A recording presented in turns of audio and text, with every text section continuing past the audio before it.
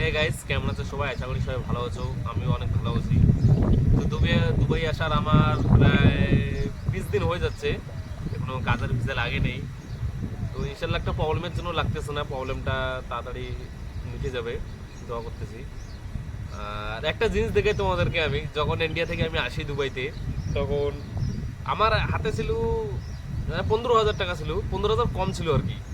যখন দুবাই এয়ারপোর্টে নামি আমি, গেটে তো খুঁজে পাচ্ছি না কোন গেট দিয়ে। আমি কেরালাতে ছিলাম, কেরালা ত্রিবন্ধম থেকে যখন আসি আমি 2 নম্বর গেট দিয়ে ঢুকছিলাম। হুম। আর এইখানটায় দুবাইতে নামতে হবে, 3 নম্বর গেট দিয়ে বাইরে হতে হবে আমাকে, এয়ারপোর্টের আর কি। যত বড় এয়ারপোর্ট, 3 নম্বর গেট খুঁজে পাচ্ছি না। তখন এইখানটা একটা বন্ধু ছিল, ওকে ফোন করলাম যে আমার কাছে তো পয়সা নেই, মানে গাড়ি ভাড়া দিয়ে তোমাদের রুম যেতে হবে। তো বলছে পয়সা নিয়ে আসি, ওইখানটায় এক্সচেঞ্জ কর পয়সা। তো আমি এক্সচেঞ্জ করলাম, 4,000 টাকা এক্সচেঞ্জ করছিলাম, আমাকে শুধু দিছিল 130 টাকা। আমার তো মাথায় 4,000 টাকা দিয়ে 130 টাকা দিচ্ছে, 130 টাকার বেশি হয় আর কি, কম 100 কম দিছিল আমাকে। 130 টাকা ভাবছিলাম কদিন যাবে আমার হাতে। এদিকে মানে আমাদের দুবাইয়ের টাকা আর কি 1 টাকায়, আমাদের ওদিকে ইন্ডিয়াতে 22 টাকা না 23 টাকা এরকম হয় আর কি। তখন দেখাচ্ছে আমার হাতে শুধু এখন কয় টাকা আছে দেখাচ্ছি আমি। দাঁড়াও, 2 টাকা আগে রাখি। ইন্ডিয়ান টাকা আর কি। এই যে 10, 20, 30 ইন্ডিয়ান টাকা শুধু 30 টাকা আছে আমার কাছে, হ্যাঁ। আর দুবাইয়ের টাকা আছে আমার কাছে এই 1 টাকা, 2 টাকা, 3 টাকা, এই 4 টাকা। 1 টাকা সেকেন্ডের টাকা আছে আর কি শুধু। এই মানে 1 টাকা সেম কিন্তু আলাদা রকম আর কি লাগে দেখতে। ইন্ডিয়ার টাকা শুধু 30 টাকায় 30 টাকা আমি রাখবো, মানে পুরুষ যে হ্যাঁ ইন্ডিয়ার টাকা আমার কাছে আছে, মানে ভালো লাগে আর কি দেখলে যে হ্যাঁ ইন্ডিয়ার ছেলে, আমি ইন্ডিয়ার টাকা আমার হাতে আছে, এগুলো টাকা খরচা করবো না। দুবাইয়ের টাকায় 4 টাকায় আছে শুধু আমার কাছে। 4 টাকা দিয়ে তো বেশি দিন চলবে না, সেটা ঠিক। তো একটা বন্ধু কোম্পানিতে বলছিলাম যে অ্যাডভান্স কিছু পয়সা লাগবে আমাকে। তো বলছিল যে হ্যাঁ ঠিক আছে দিব। কবে দেয় সেটা আমি জানি না, 4 টাকা দিয়ে কদিন চলতে পারি দেখা যাক, চলতে পারবো। আর খাওয়া দাওয়া এইখানটা যে খাওয়া দাওয়া করছে, যে অন্য মেসে খাচ্ছি, ওরা আর কি অ্যাডজাস্ট করতেছে। যতদিন আমি কাজ না করি, যতদিন আমি পেমেন্ট না পাচ্ছি, ততদিন ওরা অ্যাডজাস্ট করবে বলছিল আমাকে। বাংলাদেশের মানুষের সঙ্গে থাকি আমি, খুব ভালো মানুষ ওরা, মানে হেল্প করে আমাকে আর কি। রান্না বান্নার কাজ আমি খুব কম জানি, ওগুলো ওরা আর কি করে সব কিছু। নতুন নতুন আসছি, এগুলো শিখতে তো সময় লাগবে। যে কোনো জায়গা যায়, যে কোনো জায়গাতে কেউ নতুন যায়, একটু সময় লাগে আর কি সব কিছু অ্যাডজাস্ট করতে। তো আমার সমস্যা যেটা আর কি, পয়সা আমার হাতে নেই। তো পয়সা আর কি কোম্পানিতে বলছিলাম দিবে আর কি। অনেক সমস্যা পর যাহতক আসছি দুবাইতে, তো খালি হাতে তো বাড়ি গেলে চলবে না, কিছু একটা করতে হবে, যাহতক আসছি। তো এই জিনিসটা দেখতে পাচ্ছ দুবাইয়ের দুধ। আমি আসার পর আজকে মানে রমজান মাস এটা, না আমি আজকে রোজা নেই। তো কালকে ইফতার করতে গেছিলাম, এটা দিছিল আর কি, আমি নিয়ে আসছি, কালকে খাইনি আমি। তো এটা দুধ আর কি, মানে কিসের দুধ সেটা আমি জানি না, ভৈষর দুধ না গরুর দুধ, ভালো গোড়ালায় ভালো করে আমি তো জানি না।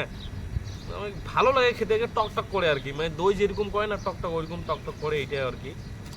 তো যারা অনেক ছেলে দুবাইয়ে কাজ করো, বা মালয়েশিয়ায়, কুয়েত, কাতারে, এরকম অনেক জায়গায় ছেলে মানুষ কাজ করো, কোনো একটা কি বাইরে যতই কাজ করি না কেন, মানে কষ্ট সবারই হয় আর কি। বাইরে বাইরে কেউ থাকতে চায় না, এটা মজবুরি হিসেবে থাকতে হয়, কি কোনো উপায় নেই, মানে হালাত এরকম হলে আর কি যা হয়। তো অনেক স্বপ্ন আছে, দেখা যাক স্বপ্নগুলো পূরণ করতে পারি কি না পারি। তো তোমাদের সাপোর্ট, তোমাদের ভালোবাসা চাই। তো ভিডিওটা সবাই শেয়ার করবেন, আর সাবস্ক্রাইব অবশ্যই করবেন চ্যানেলকে। এরকম ভালো ভালো ভিডিও আমি আপলোড করার চেষ্টা করব আমি। এখনো হয়তো দুবাইতে আসছি, সে শুধু ব্লগ ভিডিও আপলোড করছি, যদি চ্যানেলটা গ্রো হয়, ভালো তো তোমাদের ভালোবাসা পাই, অবশ্যই বাড়ি যেয়ে ভালো কিছু করার চেষ্টা করব আমি। একটু খাই একটি আর কি, মানে খাচ্ছি, কেউ আবার উল্টো কিছু কমন কমো না। কালকে থেকে আসি, ফালা দিতে চাইলাম না, খেয়ে নে কীরকম করে দেখি আগে। সেই টক করতেছে একদম, সেই টক, মানে দই আমরা যেরকম কলসিতে রাখি না, টক হয়ে যায় দই, মানে দই হয়ে যায়, এইটা একটা সেম ওইরকম আর কি। সেই টক করে, দুধ তো এরকম এত টক করে না, সেই টক করতেছে এটা। তো আজকে আমি এবার লুঙ্গি পরছি, প্যান্ট জামা সব ধুয়ে দিয়েছিলাম আমি।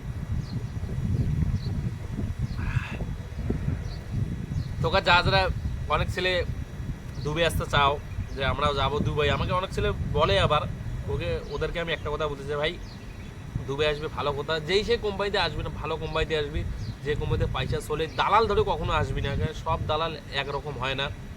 গরিব মানুষের টাকা মেরে খাওয়ার ওস্তাদ কিন্তু একজন। গরিব মানুষের কিন্তু মানে দাম নেই, সমাজে হোক বা যে আত্মীয় স্বজন কারো কাছে দাম নেই।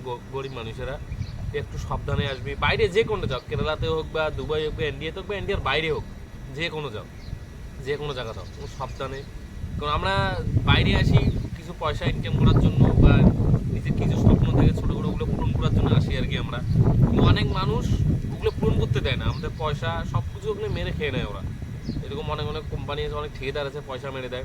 আমি এই কোম্পানিতে আসছি, এর আগে অন্য কোম্পানির ভিসা লাগাইছিলাম আমি, ওটা বলবো ওই ওই কারণের জন্য একটু ভিসা লাগতেছে না আমার, কোনো তাড়াতাড়ি লেগে যাবে, দোয়া করতেছি আমি।